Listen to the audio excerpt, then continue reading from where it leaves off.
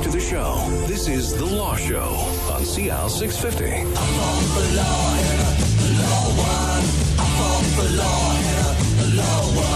It is The Law Show on CL 650. Today we're talking about how the court system works in British Columbia. Joe Murphy, QC, lawyer and partner at MurphyBattista in downtown Vancouver, along with Mike Murphy at MurphyBattista, talking about the different levels of layers of court and levels we have. We touched on the provincial court, the Supreme Court, the Court of Appeal. Now, before we get into the BC Residential Tenancy Office, I want to touch on sort of the money side of it. And so who pays to run the court system? The citizens? It's just general taxation? General revenue pays for the courthouses, pays for the staff in the court, pays for the judges who sit there. For a litigant, and this is the thought, people think it costs thousands of dollars to spend time in court. There is a hearing fee in the courthouse. Supreme Court, I believe the hearing fee is about $400 a day. There's an additional charge if you have a jury. But the overall costs are paid for by the government in the same way they pay for highways, hospitals. They pay for hospitals, they pay for schools. But are there enough judges? Is there enough infrastructure here? Because we hear of stories where we can't get this to trial, it's taking too long. Is there enough infrastructure to keep it all going? Is it funded properly? There's a certain number of judges that are supposed to be sitting in the courts. They have a certain contingent. And invariably, the number of judges actually sitting are below that because the government, and either the provincial government or the federal government, hasn't appointed people to fill these vacancies. Mm-hmm. And sometimes the delay can be over a year.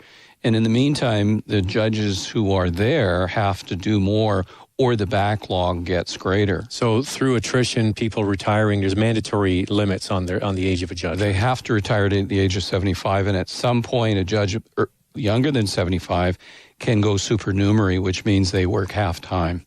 And so I guess they're saving money while they say we haven't filled these positions, right? Yes. These judges are not inexpensive. No. To hire and keep on until they're 75. Oh.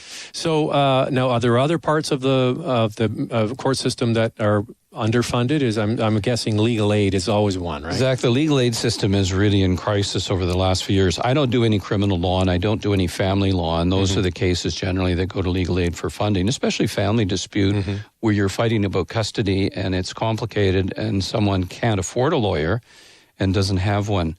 The provincial government receives from the federal government and from a special tax, this is the BC government, about $250 million a year. This money is really earmarked for the legal aid system. But what the provincial government does is it gives $75 million to the Legal Aid Society and says, you run the whole system in the province on that. And they take the $175 million that's left and they put it into general revenues. And it's not. There is a tax on legal services.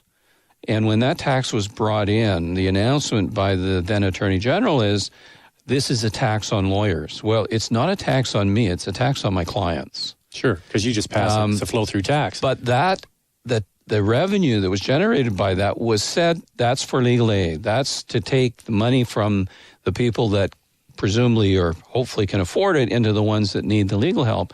But the government hasn't done that. Well, it's the same in many levels of government, whether it's the fuel tax that we pay, the surcharge. Is it all going to transit? I'm not exactly sure. Well, look at the ICBC premiums where the government can take up to $400 million a year out of ICBC, even though ICBC was designed to be run on a break-even basis. So the government's siphoning money off. Now, Mike, we touched on the Court of Appeal.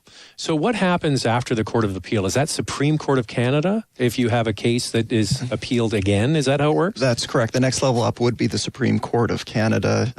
You could apply to have it heard. They may allow that, they may not. So you may have another crack at it in the Supreme Court of Canada, but in many cases you don't.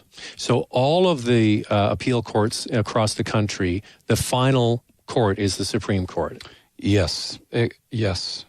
And as Mike said, you've got to get the Supreme Court of Canada's permission to bring a case in front of them. So you have what's called a leave application, where you essentially say to them through documents filed, we would like your permission to bring an appeal in this case, and probably 8 or 9 times out of 10 they say no.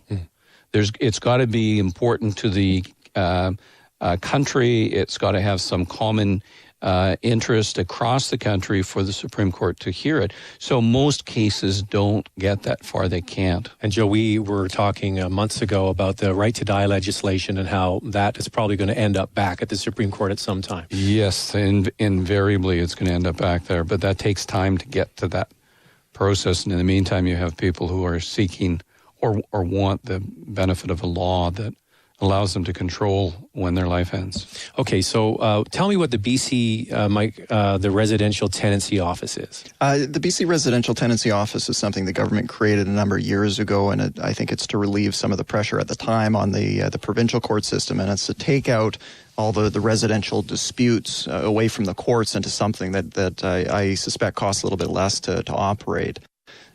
So if you had a dispute with regards to a landlord failing to return a damage deposit or claiming damage where there wasn't any, it would be a claim through the BC Residential Tenancy Office. There's lots of support there at the end. Instead of a trial, it might be a phone call with all parties. The adjudicator would look at the evidence and make a decision that would be binding on the parties, depending on what the issue is. So this is almost like a subsection of the small claims court, isn't it? It's kind of dealing just with, I want my deposit back, or I was evicted wrongly, those sorts of things. Yeah, it's a specialized office to help things move a little bit faster. So any other parts of the court system that we haven't touched on? I guess there's the human rights arm that deals with people's there's issues. a human rights tribunal in British Columbia that deals with complaints that are about discrimination. The cases they hear vary from someone, and there was one case of a comedian at a club who said something that someone in the audience took offense to, and they reported that to the Human Rights Commission. There's always a debate about whether the issue they're dealing with is important or trivial. Or not being allowed on the women's side of the gym. There was one about that. You heard those stories. Yeah. So it's important to have a tribunal like that, but they have to be so careful that what they're dealing with is important cases as opposed to trivial, and that's totally subjective. Totally subjective. Well, I have a friend of mine who does work there, and he says, just because you think somebody's feelings aren't hurt doesn't mean that they're not hurt, because the person obviously feels some kind of discrimination, and that's why they're bringing it forward. So what do you say about our BC court system? Is it working well out of 10? Is it at a 7? Is it an 8, a 9? How do you think, in all of the years you've been dealing with our court system, how do you think it works? I believe, Zach, it works very well. The court system is there, and I'm talking about the Supreme Court and Court of Appeal, to deal with disputes between citizens.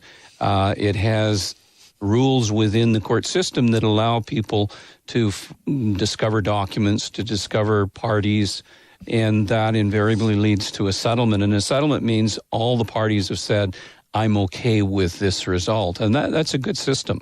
It's also there if you have the need for a trial, and those are rare.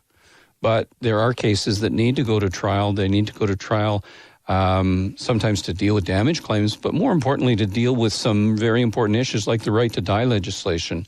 That was a case, those cases, I believe 2 of them came out of BC, where they said the law which says it's a criminal offense for someone to help me in my life, that law is wrong, it's bad.